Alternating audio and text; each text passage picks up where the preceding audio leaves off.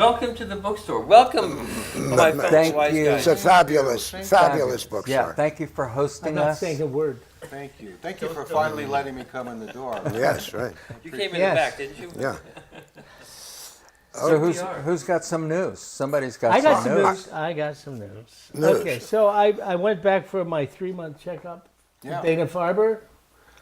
Well, it wasn't an easy day. It was a whole day, whole half a day.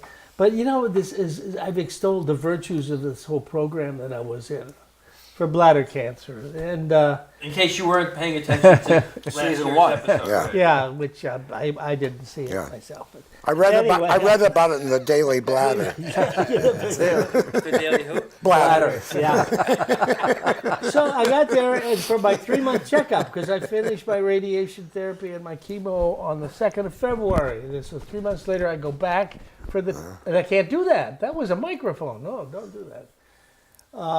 And so I'm sitting with all these high-powered people. I have a team, and they've decided among them that they forgot to order the imaging, so they had nothing to look at to see if I had any cancer. But I managed to get a late appointment while I was there, and it was from the mid thigh to the base of the skull. There is no cancer in my body. Yay! However, in your Hallelujah. brain, Yeah. Yes, the left knee is There is a baby ocelot. Never mind. okay, I had one thing that I wanted to talk about our new season, Sam, Yeah. and that is stimulated. I told you about this. It's stimulated by the Parkland, awful thing that happened there, Oh, yeah. and then there was wonderful young people who became spokesmen against gun gun violence ownership, yeah. and for new laws about gun control.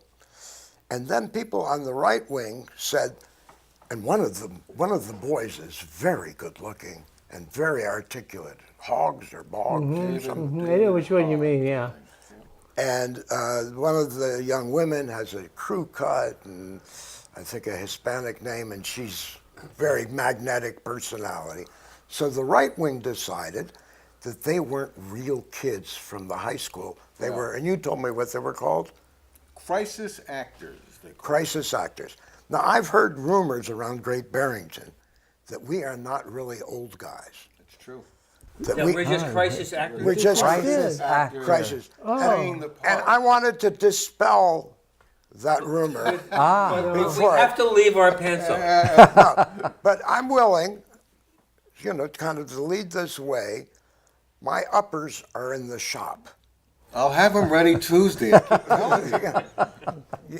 My uppers are in the shop, so I talk a little bit like Mortimer Snerd. Only you guys remember who Mortimer Snerd. I remember. He was on Charlie McCarthy. Charlie McCarthy's And he country talked like cousin, this. Yes. If you would like to do a close-up, I'll show you. He looks like Ollie from Cooper Pratt and Ollie. He's got man. one tooth. One That's tooth. disgusting, isn't it? That's truly disgusting. But it's true. Yes? It's true. What's true? So if you'd like to show us your colostomy bag now, I think it would be Oh, appropriate. sure. I don't have no. Oh, well, maybe I should check And with the entire audience. ethics and standards or some department. Okay, that was Is my. is it time to this hairpiece I've been wearing? Don't do it. You'll ruin Only our in image. our dreams. It's true. We also can admit on this show our pettiness. I'm so fucking jealous of his hair. Yeah. Yeah, I you had got- hair you got kind it. of like that You did when? before. Along. Did you before. lose hair when you were in treatment? I lost no hair. I didn't lose hair until I was home like 2 weeks from the last treatment. Is it getting thin now? Well, now it's starting to fill out again. A couple of years ago, I thought I was losing Yeah. hair. My hair was thinning out, Mm. and Bridget said, "No, it's just that it's white, and so you can see through it." It's very nice hair. Look, I'm not ashamed of my hair. I'm wearing this SIBO hat only because if Matt's going to have the bookstore as his background, I want to show my #1 selling vacuum at Kent's Vacuum Station. It's just, I'm so Come embarrassed for down for a him. special discount. You are just I'm not taking my hat let's off. get down. All right, well that's it. Wrap up. That was good. Okay, I do have one other thing. Yeah. Yeah. It involves a story. Please. What's the Just chances don't we've let it heard be this too story long. before? Okay, and it's a story about me and my oldest friend, Tommy. I've known him for 61 years. So we've known each other through thick and thin, up and down. I've been his best man 3 times. And Maybe that's the problem with his marriage. yeah, no. When we were walking There's into a pattern there, when you we were know. walking into the chapel the 3rd time, Yeah. he says, "I hope you get it right this time." man." It's all on you. Anyhow, so we were on an airplane going somewhere in the Midwest, Chicago or Milwaukee or something like that, They're both in the Midwest. Yeah. in the good. Midwest. Story's And holding I up, say, that's right. and we were already old guys, you know, I think we were in our late 60s. And I said, wouldn't it be nice if the plane went down?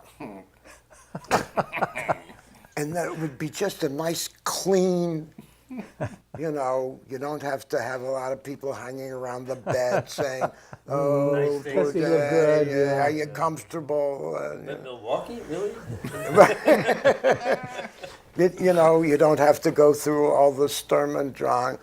And Tom, who's a much nicer person than I am, says, first of all, what about the other people in the plane? Oh, the hell with them. It's about you, Dad. Yeah, that's what I said. And he said, anyway, I wouldn't want to do it because I want to get my papers in order. Oh.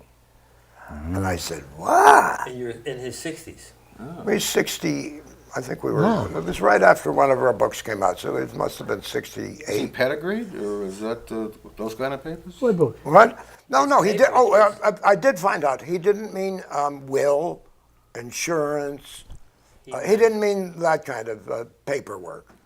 He meant some kind of settling of accounts. You know, I think some things. He's a Christian and a devout one, so he was thinking about asking forgiveness of people. That was a big one he had on his And mind. this is what he called getting his papers in order. That was the metaphor he used Yeah. for that kind of thing. So I throw open to you guys. What does that mean? Does that mean anything? Does that resonate with you? I think there's, yeah. So you're talking about things that might be based on some shame. Maybe. It includes that, yeah. Yeah, would include that. Well, you had a story of your old friend from 1st grade who, I thought you told me the story that you was it Facebook you got in touch with, or he saw an episode of this, Oh yeah, yeah. and you had something that you had never told him. No? Was that maybe it was me? That was Maybe, no, but yeah. you're combining 2 You're stories. having a flashback. But tell it anyhow. Well, it was Whose an flashback interesting. am I having? Yeah, somebody else's But flashback. there was no. Sorry, there was no guilt or shame, no issue. It's just that I hadn't seen him since we were 12 years old, and suddenly he writes a song that's on YouTube, and I see it, and I figured, does he even remember me? You know. Anyway, the result has been a very fruitful relationship, and he just wrote a most beautiful article on his father passing away, who lived with him just very recently. And it's called My Father Slips Away. Slips away. Slips Away. Slips and away. it was beautiful, and I was so pleased to have reconnected out of Yeah. nowhere, and we sort of find the threads of our commie sweet. Jewish background, you know, and things and people in common and so forth. So it was great, but not anything that I would say was in the realm of putting my papers in Yeah. order. Yeah. I would. There's a young woman who I kissed off in the Second grade. mid-'60s. No, Yeah. she was my girlfriend, and you know, I just didn't break it off with her properly. Yeah, And I think left we all her have those. feeling really like shit, and I felt like shit. And if I could somehow resurrect that, I would. But I have tried to find her. her, but I Oh, it's No probably clue. better that you don't find her. Maybe she. I don't know. I mean, Of course, the worst thing could be that you get in contact with her and she says, "Who?" Right. Yeah, or you fuck, I don't want to talk with Oh, I'm you glad ever you called. again. Your son wants to talk to you. Yeah, put him I on. didn't know we were going into fantasies this early in the show. Yeah. Papers together. I think about a journal of some sort for my kids and grandkids and great nephews and great nieces and nephews. I think I spoke with you guys about this at one time. Just maybe a family tree of, what I know about my mother and father. And you have two very different family really lines. different. Russian Jews and English Irish from my mother's side. They came over in the 1600s. I mean, a long time ago. My people didn't Wow. even exist then. They were still in the trees. my grandfather from Ekaterinoslav, which I think is the Ukraine, Yeah. came over in 1908 and met a woman that they fell in love and discovered later they both came from this very small village of less than 1,000 people. And they lived in the same town and never met each other. Chelm, right? until No they came- kidding. It's Chelm? they came. It wasn't Chelm, but it was like Chelm. We all come from hell. Yeah. I can tell you a story. My brother visited me recently. Oh, I want to know how that went. Yeah. It went very well. Did you show him any stuffed animals? But there were some various items from the past that had been playing in my mind lately as an old man. And I remember there was a woman who somehow figured in my parents' life named Sybil Ehrman, and that she had been very beautiful and that we had visited. This is how my brother and I, they had gone to visit her in an insane asylum. Wow. And we were left in the. Nice, Matt. Very Yeah, good. this is good. You're sick. Good. He's been there too. What do Very you? sensitive. Yeah. Oh, It's something you could okay, relate yeah. to. It resonated with him. 'Cause, And it wasn't a just relative. Wait a minute, who visited this woman? My parents went to visit her. We came with. I guess we were too young to stay at home, but they left us in the car. They didn't want to take us. So I remember this. So this is 70 years Like ago. like a strange person, a friend of your parents. A friend of my parents. Like a friend of ours. Would be to our children To when our they were children, very right, young. Yeah, right. well, yeah. That's what I was left with. Yeah. And I didn't know who she was. All I knew, and I always had an ear for this, is that she was very beautiful. And I also remember, although my brother didn't, that somehow being in the parking lot of an insane asylum, I started acting goofy. You remember that. The vibes were getting I into you. even remember what I did.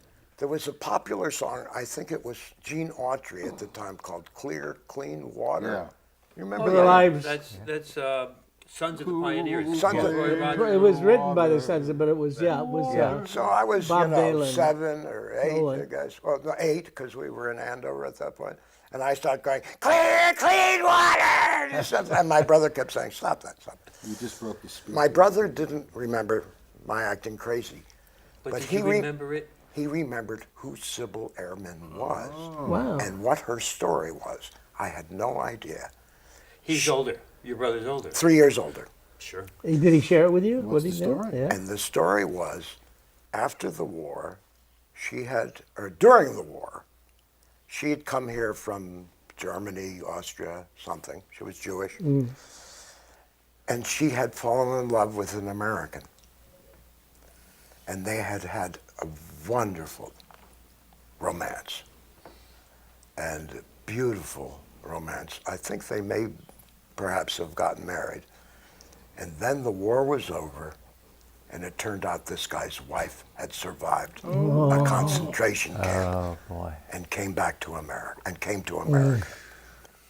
Wow. And so he did, I guess, the honorable thing. He said, my wife first, and she went crazy. She lost it. Just, it was a mental illness caused by a cataclysm in her own life. And I had gone through, what, 70-some years, only thinking of this Right. parking lot scene, and I didn't know the true story. That's That all. was that's interesting. That's That's an fascinating. interesting.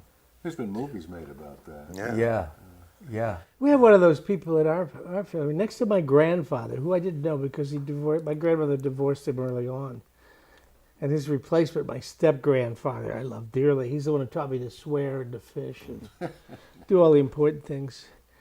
But in the family, when we finally, because the grave of my mother, my grandmother, and my step grandfather is right across the road in Sylvania, Ohio, from Al Bauer, my grandfather. I hated this man. I never had had a really? relationship with him. We had lived on his property until he evicted us.